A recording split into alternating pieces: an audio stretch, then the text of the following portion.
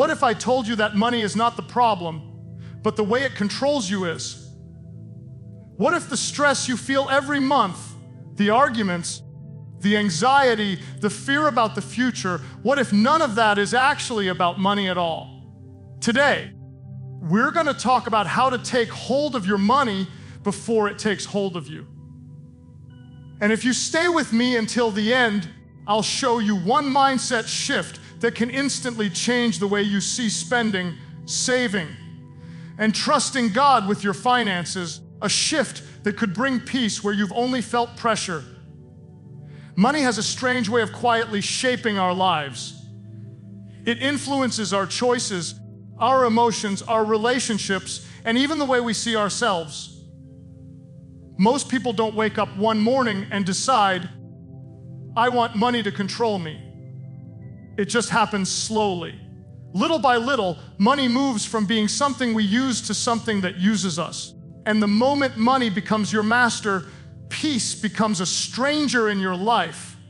The truth is, money itself is not evil. Money is not the villain of the story. Money is a tool.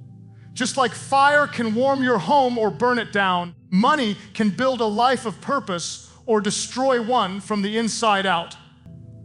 The danger is not in having money. The danger is in money having you. When money becomes your master, it dictates your decisions, fuels your anxiety, and defines your worth. When money is a tool, it serves your values, supports your calling, and strengthens your trust in God. Many people say they want financial freedom, but what they really want is relief. They want the pressure to go away. They want the stress to stop. They want the fear of not having enough to disappear. But freedom doesn't begin with more money. Freedom begins when money loses its power over your heart. Because if money controls your heart, no amount will ever be enough. You'll always need a little more. You'll always feel behind. You'll always feel insecure. That's how a master behaves. It's never satisfied, and it never lets you rest. You can often tell who or what is your master by what you worry about the most. If your mood rises and falls with your bank balance, money may be sitting on a throne it was never meant to occupy. If your sense of security disappears the moment an unexpected bill shows up, money may be holding authority over your peace. If your identity feels stronger when you earn more and weaker when you earn less, money may be shaping your worth. Masters demand loyalty. Tools simply serve. When money becomes a master, it makes promises it can't keep. It promises security, but it can disappear overnight. It promises happiness, but the satisfaction fades quickly. It promises control, but it often leads to more anxiety. The irony is that the more people chase money for peace, the less peace they actually have. That's because money was never designed to carry that kind of weight. It's not strong enough to support your soul. A tool is something you use intentionally. You decide when to pick it up and when to put it down. A master decides for you. A tool follows your values. A master replaces them. When money is a tool, you tell it where to go. When money is a master, it tells you what you can and cannot do. It tells you when you can rest. It tells you what risks you're allowed to take. It tells you how generous you're allowed to be. And slowly, without realizing it, people start serving the very thing that was meant to serve them. One of the clearest signs that money has become a master is fear. Fear of not having enough. Fear of the future. Fear of missing out. Fear of losing status. Fear of looking unsuccessful. Fear is a powerful motivator, and money uses it well when it sits in the wrong position. But when money is a tool, fear loses its grip. You still act wisely. You still plan. You still prepare.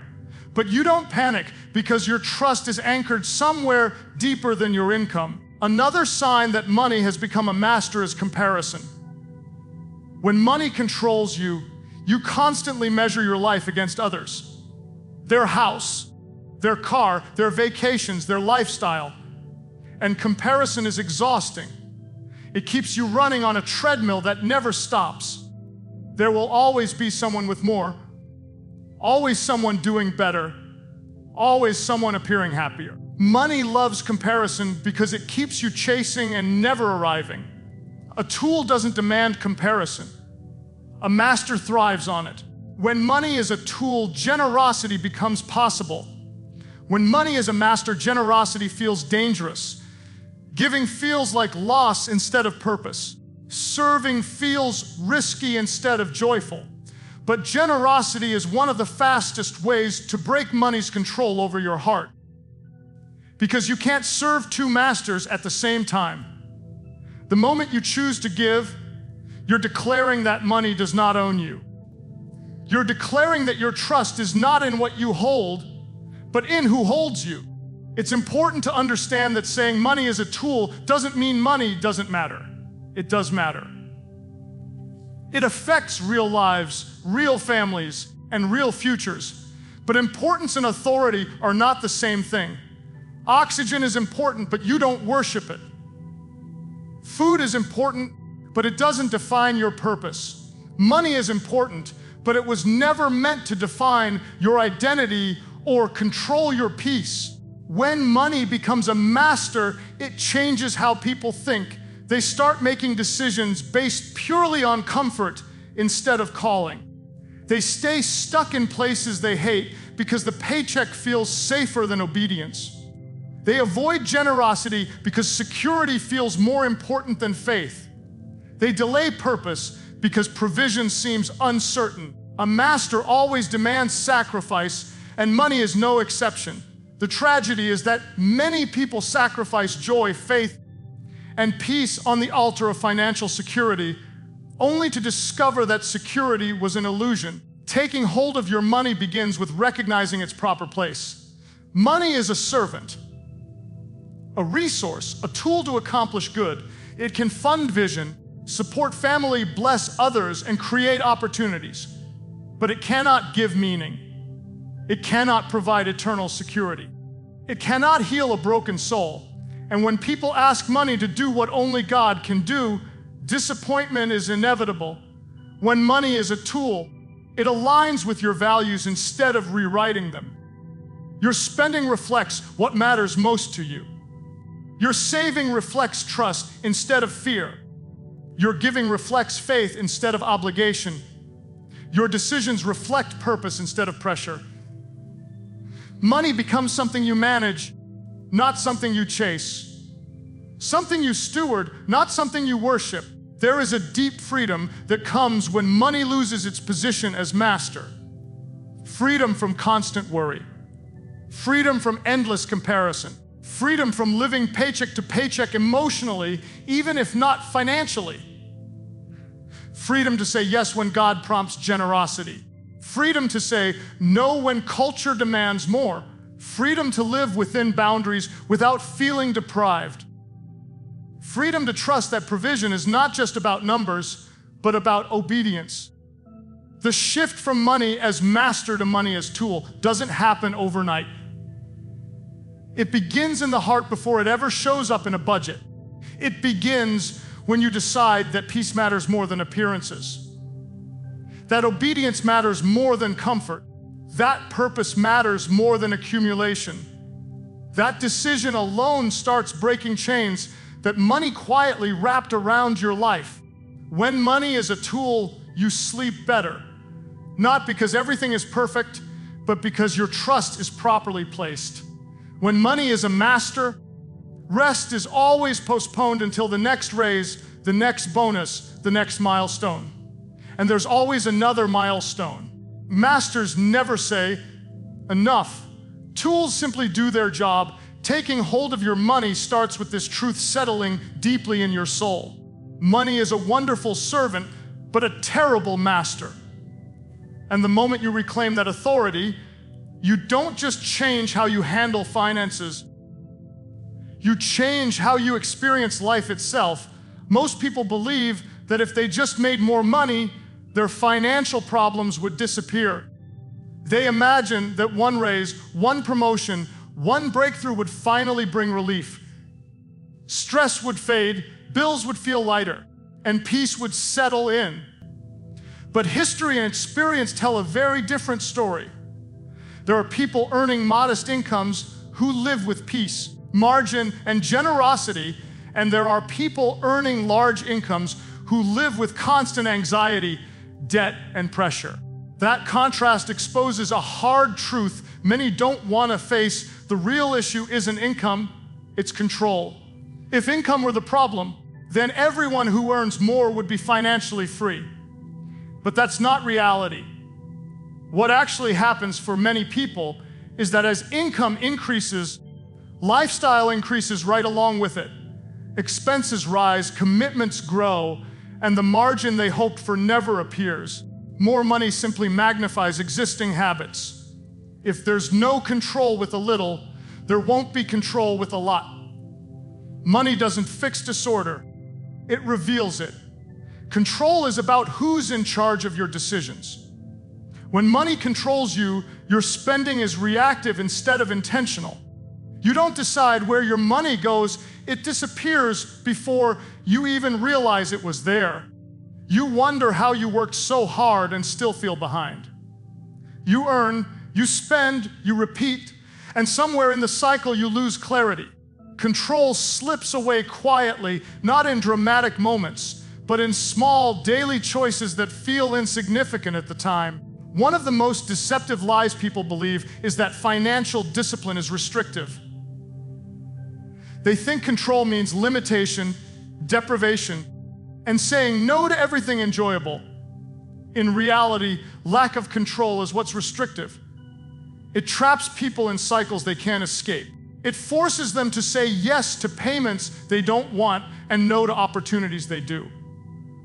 True control doesn't remove freedom, it creates it. When there is no control, money becomes emotional. People spend based on stress, boredom, insecurity, or comparison.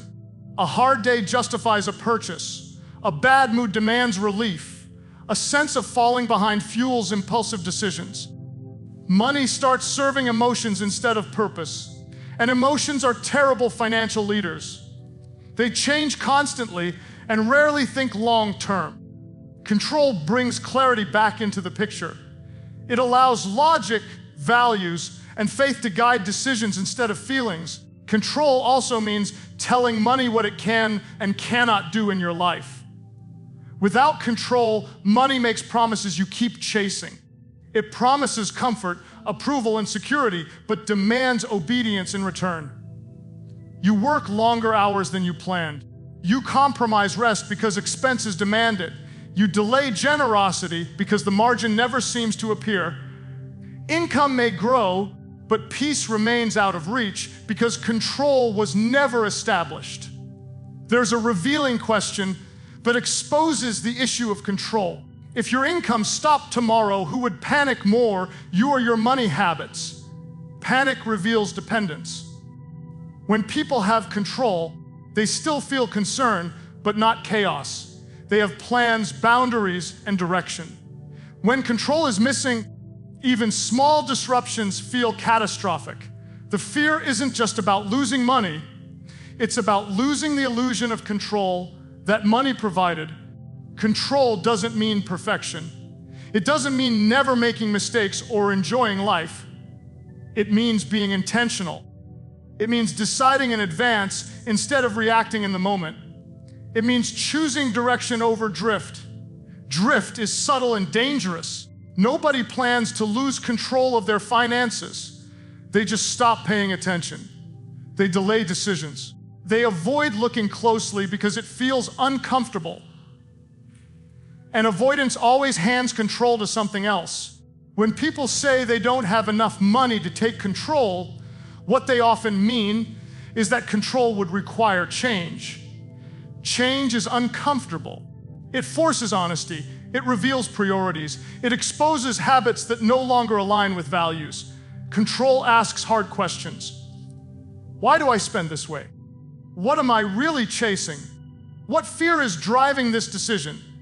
Those questions feel threatening. So many people keep believing income is the issue because it feels easier than confronting control. Control also challenges cultural pressure. Culture constantly whispers that more is normal, debt is harmless, and comparison is unavoidable. It celebrates spending and minimizes discipline. In that environment, control feels rebellious. It feels like swimming against the current. But without control, culture sets your financial agenda. It decides what you should want, what you should buy, and what success should look like. Control allows you to opt out of that narrative and live by a different standard. Another misconception is that control only matters for people who are struggling. In reality, control matters even more for people who are succeeding. Without control, success becomes fragile. It looks impressive on the outside, but feels unstable on the inside. One unexpected event can undo years of progress. Control builds resilience. It prepares you not just for good seasons, but for hard ones. It turns money into a resource instead of a risk. Control shifts the focus from how much you make to how you manage what you have. It asks whether your money is aligned with your values or fighting against them. It asks whether your spending reflects your faith or contradicts it. It asks whether your financial life is intentional or accidental. Income can increase overnight. Control is built over time. And what's built over time tends to last. When control is missing, people often feel ashamed. Shame keeps them silent and stuck. They avoid conversations about money. They avoid accountability. They avoid clarity. But shame thrives in secrecy. Control grows in honesty. The moment you name the issue, the moment you stop blaming income and start examining habits, power begins to shift. You move from being a victim of circumstances to a steward of resources. Control also reframes success. Instead of measuring success by what you accumulate, you measure it by how well you steward. Instead of asking how much you have, you ask how wisely you're using it.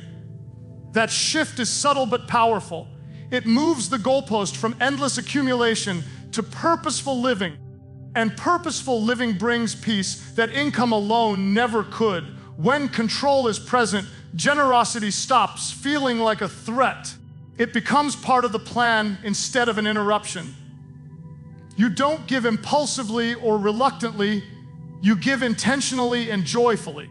Control creates margin, and margin creates opportunity. Opportunity to help, opportunity to respond, opportunity to trust God in tangible ways. Without control, generosity feels risky. With control, generosity feels natural. The hardest part about control is that it requires consistency. It's not a one-time decision, it's a daily posture, a willingness to choose discipline over impulse, direction over distraction, long-term peace over short-term pleasure. That consistency shapes character as much as it shapes finances. It builds confidence, not in money, but in your ability to steward what you've been given. Control doesn't remove uncertainty from life, but it changes how you face it. Instead of reacting with fear, you respond with wisdom. Instead of feeling powerless, you feel prepared. Instead of hoping money will save you, you trust that faithful stewardship will guide you. And that trust is grounded not in numbers, but in principles that don't fluctuate with the economy. The moment you stop saying, "I just need more money," and start asking, "Who's really in control?" everything changes. You stop chasing relief and start building freedom. You stop waiting for permission to live differently. You stop postponing peace. Control places responsibility back in your hands, not as a burden, but as an invitation to live with intention, clarity, and faith in every financial decision you make. One of the most common reasons people feel powerless over their money is not because they lack intelligence, effort, or even income. It's because they lack clarity. You can't manage what you don't measure, and what you don't measure will always feel overwhelming. Money that isn't tracked becomes mysterious, and mystery breeds stress. When you don't know where your money is going, it always feels like it's going too fast. Avoidance is often mistaken for peace. People avoid looking at their finances because they believe that not knowing will reduce anxiety. In reality, avoidance amplifies fear. The unknown is always more terrifying than the truth. When numbers remain hidden, imagination fills the gap, and imagination usually assumes the worst. Measurement replaces fear with facts. Facts may be uncomfortable at first, but they are honest. And honesty is the starting point of freedom. Measurement is not about control through obsession. It's about stewardship through awareness. There's a difference between monitoring and micromanaging. Measuring simply means paying attention. It means knowing what's coming in, what's going out, and why. It means understanding patterns instead of guessing. Without measurement, people make emotional decisions. With measurement, they make informed ones. Many people resist measuring their money because they associate it with restriction. They fear that once they see the numbers, they'll have to give something up. But measurement doesn't take away joy, it reveals priorities. It shows what truly matters based on where resources are already being spent. Sometimes what we say matters most and what our spending reveals don't align. That disconnect is not meant to shame, it's meant to guide. When you measure something, you gain influence over it. Athletes track performance. Businesses track growth. Health improves when habits are tracked. Money is no different. If you never measure, you never improve. You simply repeat the same patterns and hope for a different result. Measurement turns hope into strategy. It transforms vague intentions into concrete direction. Another reason people avoid measurement is because they're afraid of what they'll discover. Numbers don't lie. They reveal habits, impulses, and priorities with uncomfortable clarity. But discovery is not defeat. Discovery is diagnosis. And you can't heal what you won't diagnose. Seeing the full picture, even when it's messy, is the first step toward change. Measurement also brings accountability, even when no one else is watching. When you track your money, you start asking better questions. Do I really need this? Is this aligned with what I value? Is this helping or hurting my future? Those questions don't arise naturally without awareness. Measurement creates a pause between impulse and action, and in that pause, wisdom has room to speak. Without measurement, money tends to leak. Small, unnoticed expenses quietly drain resources. Subscriptions forgotten. Convenience purchases justified. Spending that feels insignificant in the moment, but accumulates over time. These leaks don't happen because people are careless. They happen because they're unaware. Measurement doesn't just reveal big problems, it highlights small habits that have big impact. When money is not measured, it often feels like an enemy. It feels unpredictable and uncooperative. But when money is measured, it becomes a tool again. You start to see patterns. Certain months are heavier. Certain categories grow faster. Certain decisions trigger overspending. Patterns give insight, and insight gives power. You move from reacting to anticipating. Measurement also changes conversations. Instead of arguing based on feelings, people can talk based on facts. Clarity reduces conflict. When numbers are visible, assumptions lose their grip. Misunderstandings fade. Shared awareness creates shared responsibility. Measurement doesn't just manage money, it improves relationships connected to money. Some people believe they already know where their money goes. But knowing generally is not the same as knowing specifically. General awareness says, I think I spend too much on food. Specific measurement says, here's exactly how much and here's why. Specifics create solutions. Vague awareness creates frustration. Precision opens the door to progress. Measurement also reveals alignment or lack of it between current behavior and future goals. Many people say they want freedom, generosity, and peace, but their spending is shaped by convenience, impulse, and comparison. Measurement shines a light on that gap, not to condemn, but to correct. Alignment doesn't happen accidentally. It happens intentionally, and intention requires awareness. When people begin measuring their finances, they often experience a surprising sense of relief. Even when the numbers aren't ideal, clarity feels better than confusion. Knowing where you stand is less stressful than guessing. Measurement replaces anxiety with direction. Instead of asking, "Can I afford this?" after the fact, you begin asking it before decisions are made. Measurement also helps distinguish between needs and wants. When money isn't measured, wants often disguise themselves as needs. Everything feels urgent. Everything feels justified. Measurement slows that process down. It forces prioritization. It asks what truly matters now versus what can wait. That distinction is essential for wise stewardship. Another powerful effect of measurement is that it builds confidence. When you see progress, even small progress, it reinforces discipline. It reminds you that change is possible. Without measurement, improvement goes unnoticed. Effort feels pointless. Measurement makes growth visible, and visible growth motivates continued faithfulness. Measurement does not require complexity. It requires consistency. Simple awareness practiced regularly is more powerful than detailed systems used occasionally. The goal is not perfection, but progress. Awareness practiced over time reshapes habits. Habits reshape outcomes. Outcomes reshape identity. You begin to see yourself not as someone who's bad with money, but as someone who's learning to steward it wisely. When you don't measure, money tends to dictate your emotions. Surprise expenses create panic. Unclear balances create tension. Future planning feels impossible. Measurement calms emotions by replacing surprise with preparation. You may not control every outcome, but you can control your awareness. Awareness creates readiness. Measurement also reinforces responsibility.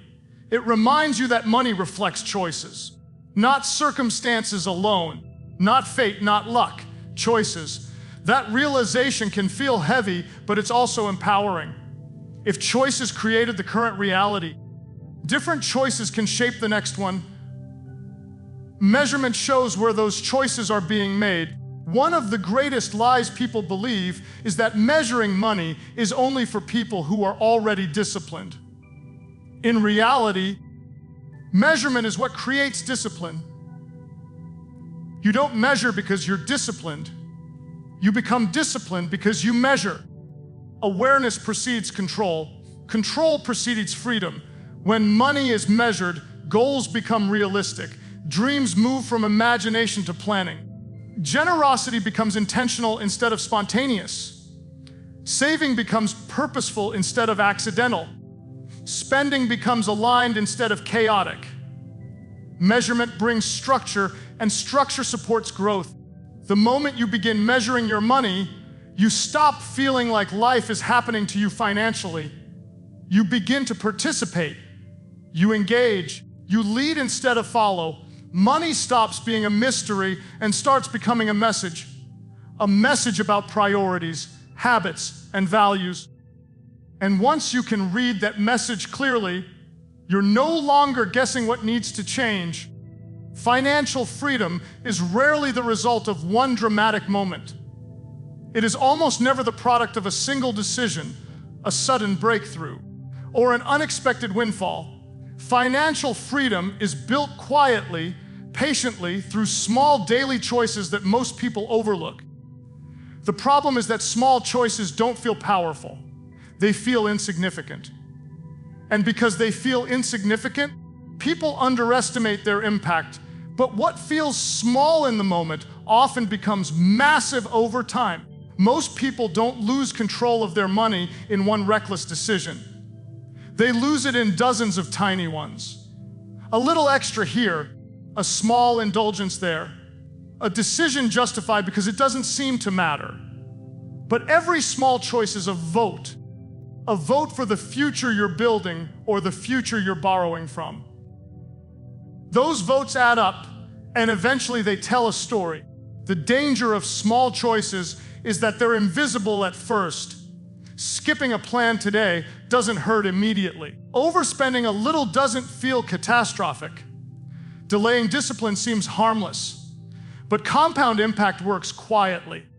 Just as small positive habits grow into strength, small negative habits grow into stress. You don't notice the weight until it's heavy. You don't notice the chains until they're tight. Small daily choices reveal what you truly value, not what you say you value. You can say freedom matters, but your choices reveal whether it does.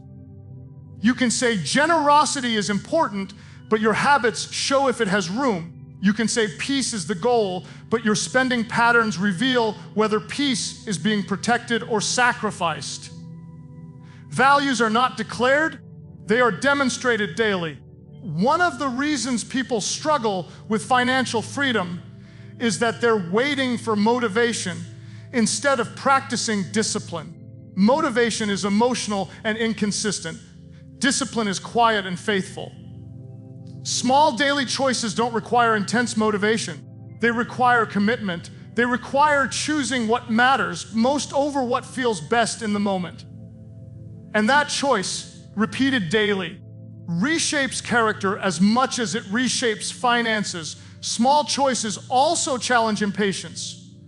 We live in a culture that celebrates instant results. Immediate gratification is normalized and encouraged. Waiting feels outdated, but financial freedom is built in waiting. Waiting to spend, waiting to upgrade, waiting to impress. Waiting builds margin, margin builds freedom. Small daily choices teach you how to delay pleasure today so you can enjoy peace tomorrow. Another reason small choices are powerful is that they reduce resistance. Big changes feel overwhelming. They trigger fear and defensiveness. Small changes feel manageable. They feel possible. Choosing to adjust one habit doesn't feel threatening, but one habit influences another. One win builds confidence. Confidence fuels consistency, and consistency compounds. Small choices also reveal stewardship. Stewardship isn't about dramatic generosity or impressive savings. It's about faithfulness in ordinary moments. It's about how you handle what seems ordinary and unimportant. Because what feels ordinary to you is still a gift entrusted to you. How you treat small amounts says a lot about how you'll treat large ones. Financial freedom is not just about having enough money, it's about having margin. Margin is what allows you to breathe. It's what allows you to respond instead of react. Margin is created not by massive income jumps alone, but by small daily decisions that protect space. Space in your budget, space in your schedule, space in your mind. Small choices guard that space. Every small choice either strengthens or weakens your financial boundaries. Boundaries are not about restriction, they're about protection. They protect your future self from your present impulses. They protect your purpose from cultural pressure.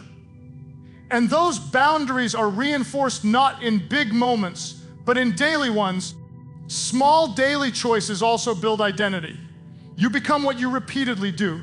If you repeatedly choose impulse, you begin to see yourself as impulsive.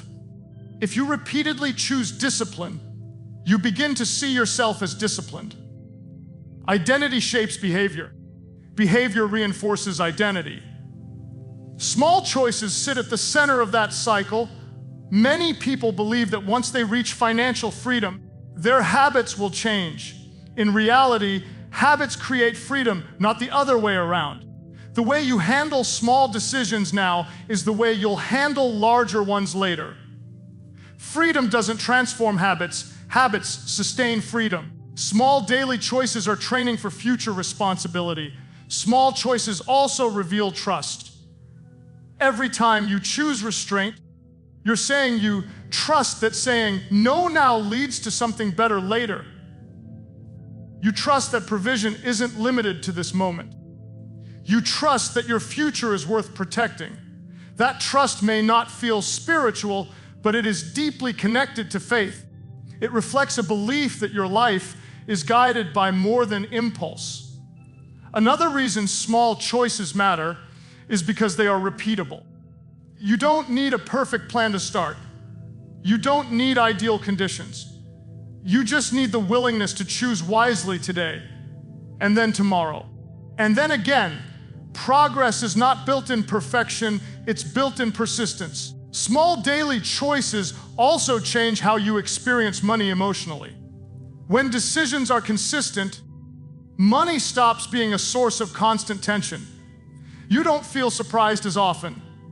You don't feel regret as deeply. You don't feel powerless. Instead, you feel steady.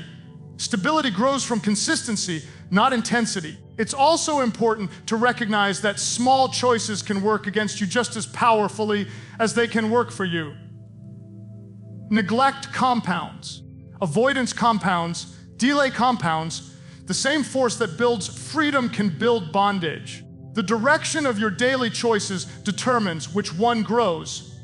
Financial freedom is not about perfection.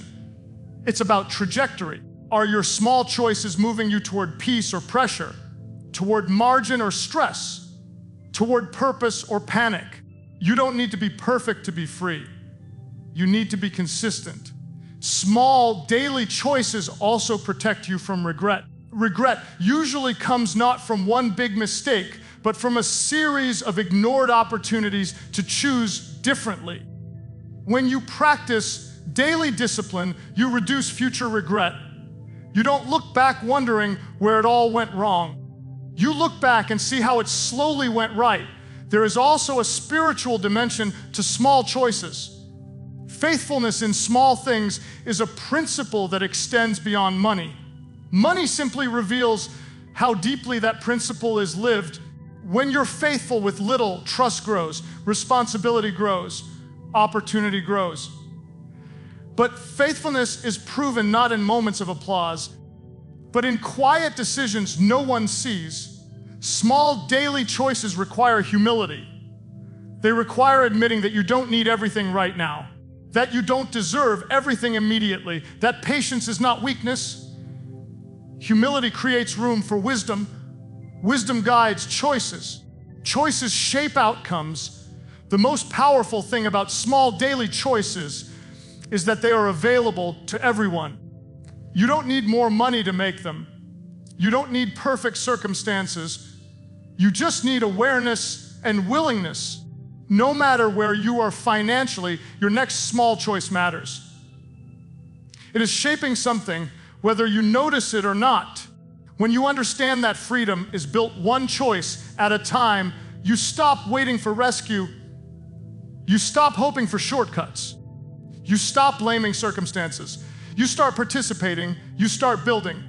And over time, those small daily choices quietly transform stress into stability, pressure into peace, and intention into lasting financial freedom. Financial peace is something almost everyone wants, but few truly understand.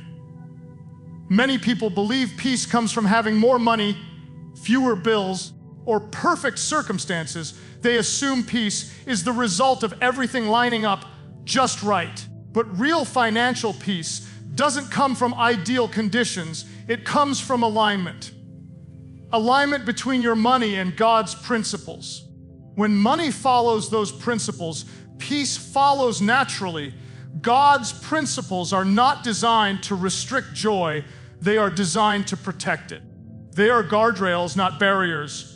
When people ignore them, they don't gain freedom, they gain stress. They gain anxiety. They gain confusion.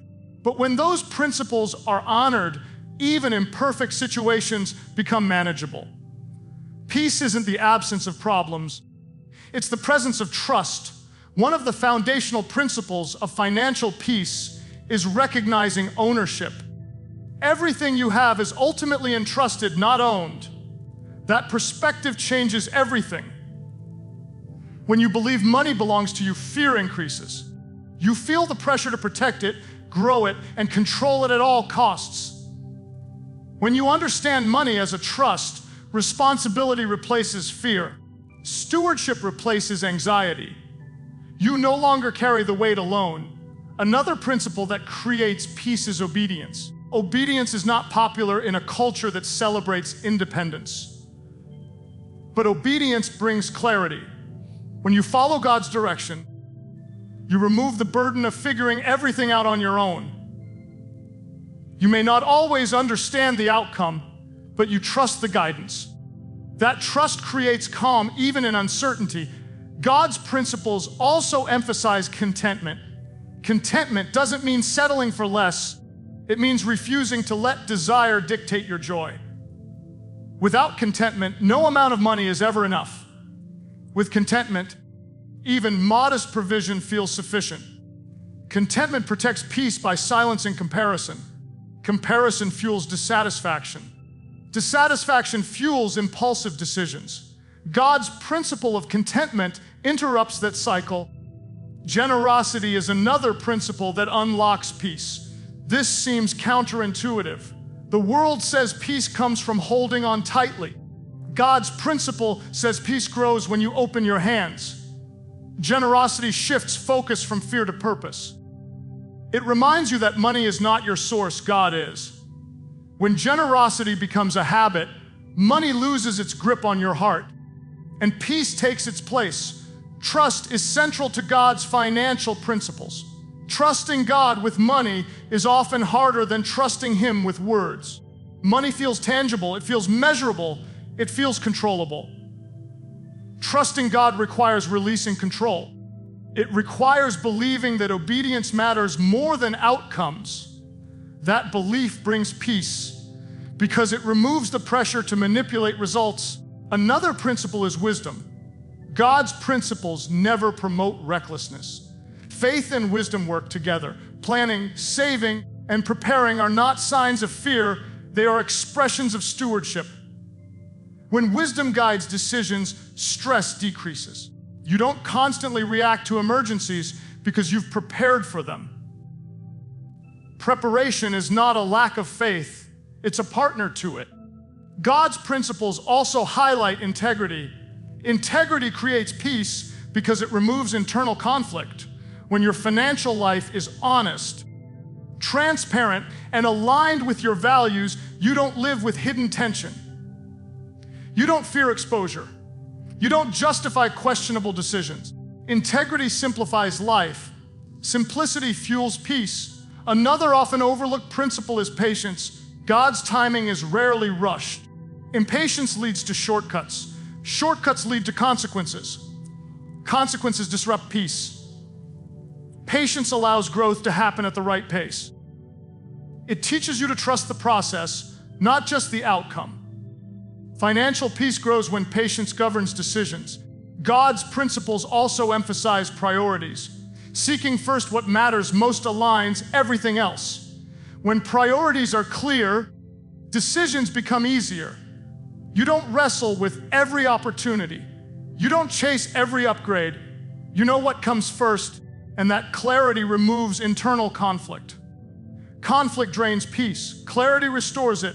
One reason many people lack financial peace is because they're trying to follow God's principles selectively.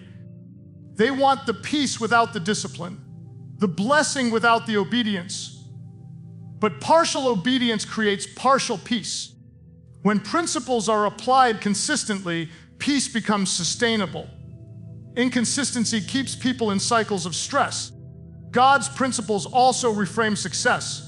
Success is not measured by accumulation alone. It's measured by faithfulness. Faithfulness removes pressure because it focuses on effort, not outcome.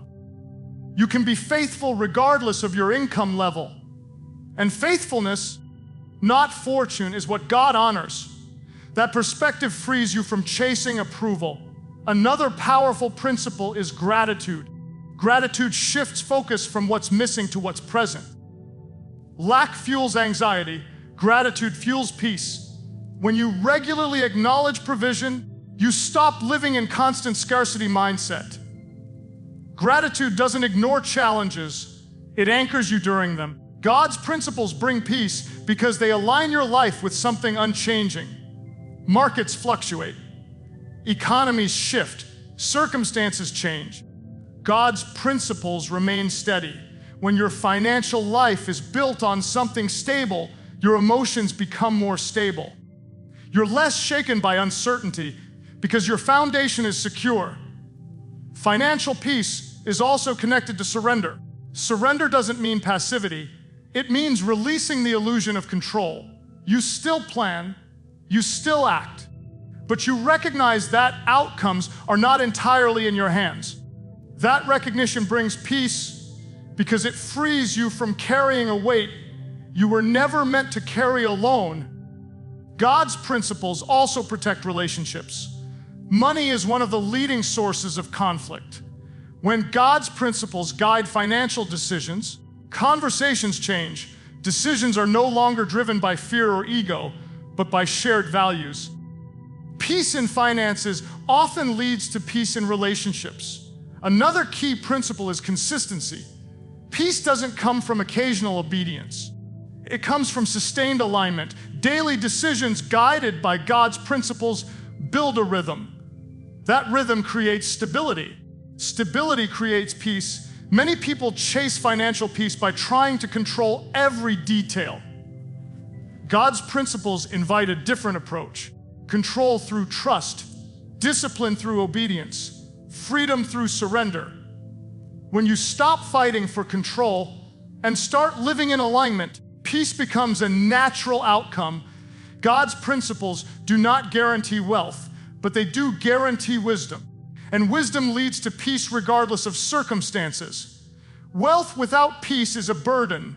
Peace without wealth is still rich.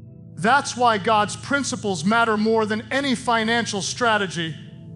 When money follows God's principles, it stops being a source of fear and starts becoming a tool for purpose. Purpose gives meaning. Meaning gives peace. And that peace is not fragile. It's not dependent on numbers. It's anchored in trust, obedience, and alignment with God's unchanging truth. The future often feels distant and abstract. People think of it as something that will eventually arrive, shaped by circumstances, opportunities, or luck. But the future is not built in the future. It is built in the present. Every financial future is funded not by one dramatic decision, but by today's faithful steps. What you consistently do now determines what you experience later. The seeds you plant today decide the harvest you reap tomorrow. Many people postpone responsibility because they believe they have time. They assume they will become disciplined later, generous later, intentional later. But later is rarely when change happens. Change happens when small, faithful steps are taken now. Delaying obedience delays impact. Delaying discipline delays freedom. The future you want cannot be separated from the actions you take today. Faithful steps are often unimpressive. They don't get attention. They don't feel heroic. They feel ordinary. Choosing restraint, choosing planning, choosing consistency. These choices don't produce immediate applause, but they produce long-term stability. Faithfulness works quietly, shaping outcomes behind the scenes. The future is not funded by intention alone. Good intentions are everywhere. People intend to save, intend to give, intend to plan. But intention without action creates frustration. Faithful steps turn intention into investment. Every step taken today deposits something into tomorrow. Sometimes it's money. Sometimes it's wisdom. Sometimes it's character. All of it compounds. One of the greatest misconceptions about the future is that it will somehow demand less discipline than the present. People assume future success will make things easier.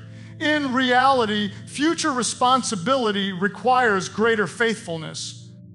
If discipline feels difficult now, it will feel heavier later unless it is practiced. Faithful steps prepare you for future opportunities. Without preparation, opportunity becomes pressure. Faithful steps also require trust. Trust that doing the right thing today matters, even when results aren't visible. Trust that obedience is not wasted. Trust that progress is happening even when it feels slow. Trust is not passive, it is active belief expressed through action. Every faithful step is a declaration that you believe tomorrow matters enough to shape today. The future is funded not just financially, but emotionally and spiritually. Today's choices shape tomorrow's confidence.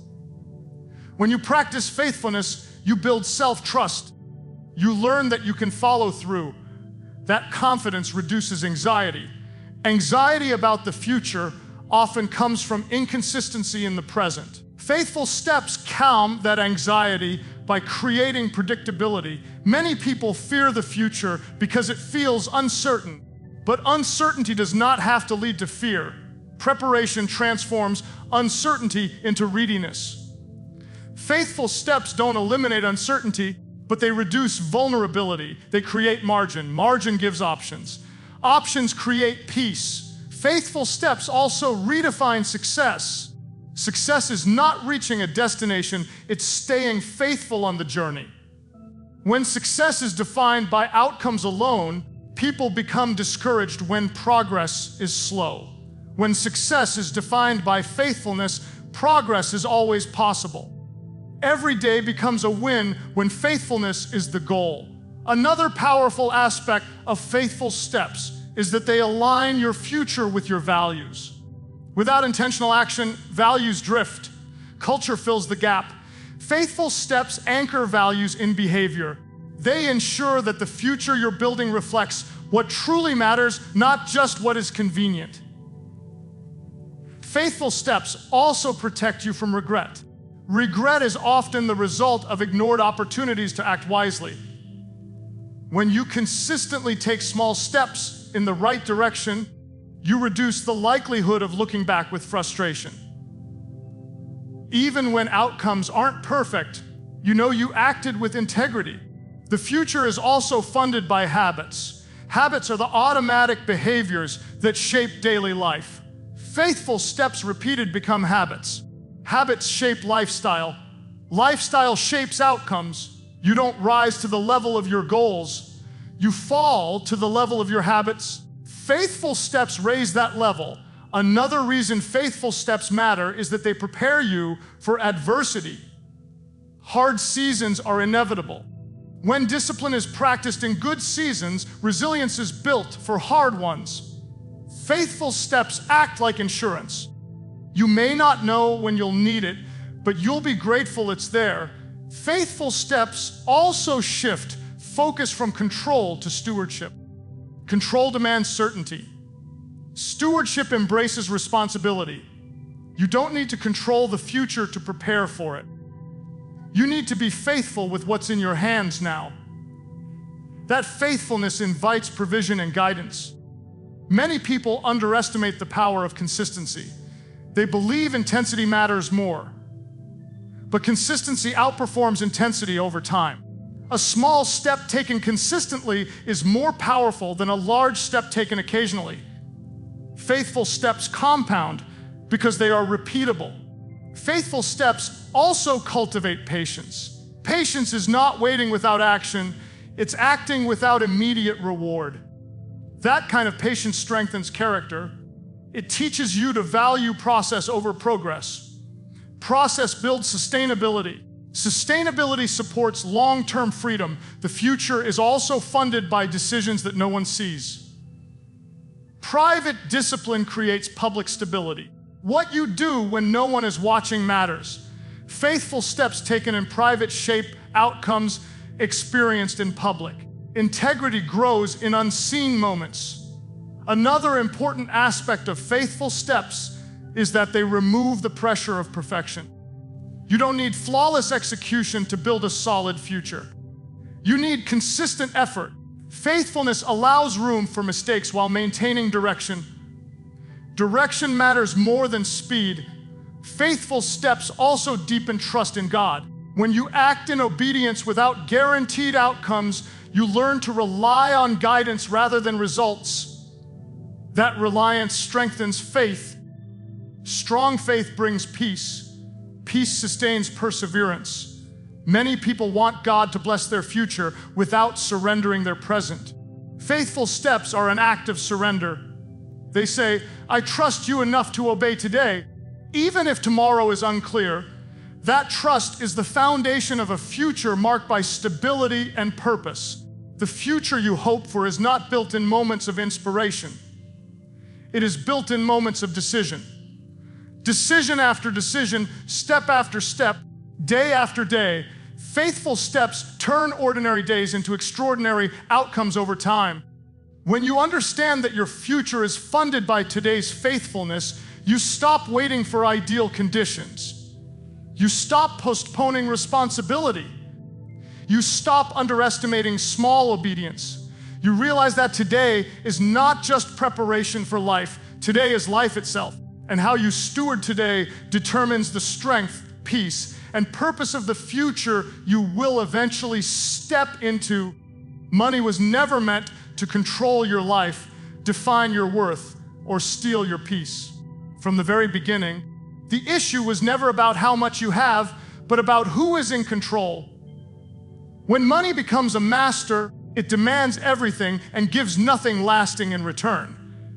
But when money is placed back in its proper position, as a tool entrusted to you, it begins to serve a purpose greater than itself. Taking hold of your money starts in the heart before it ever shows up in numbers. It begins when you recognize that income alone won't fix what discipline, clarity, and obedience must address. Control replaces chaos. Measurement replaces confusion. Small daily choices replace impulsive reactions. What once felt overwhelming becomes manageable when intention replaces drift. Financial freedom is not built through dramatic moments, but through quiet faithfulness. Every choice, no matter how small, is shaping something. You are either moving toward peace or toward pressure, toward margin or toward stress. The direction of your daily decisions determines the destination of your future. Freedom grows where faithfulness is practiced consistently. God's principles are not outdated rules. They are timeless truths designed to protect your peace. When your money aligns with those principles, fear loosens its grip. Comparison loses its power. Generosity becomes joyful. Trust replaces anxiety. You stop asking money to do what only God can do. And in that shift, peace begins to settle into your life. Your future is not waiting to be rescued by a raise, a breakthrough, or perfect circumstances. Your future is being built right now by the steps you take today. Faithful steps may feel small, but they carry great weight. They shape habits. Habits shape character. Character shapes destiny. The moment you decide to take hold of your money, you are really deciding to take hold of your life. You are choosing purpose over pressure, stewardship over stress, and faith over fear. And when money no longer sits on the throne of your heart, something far greater takes its place. Peace that doesn't depend on numbers, security that isn't shaken by circumstances, and a life guided not by what you have, but by what truly matters.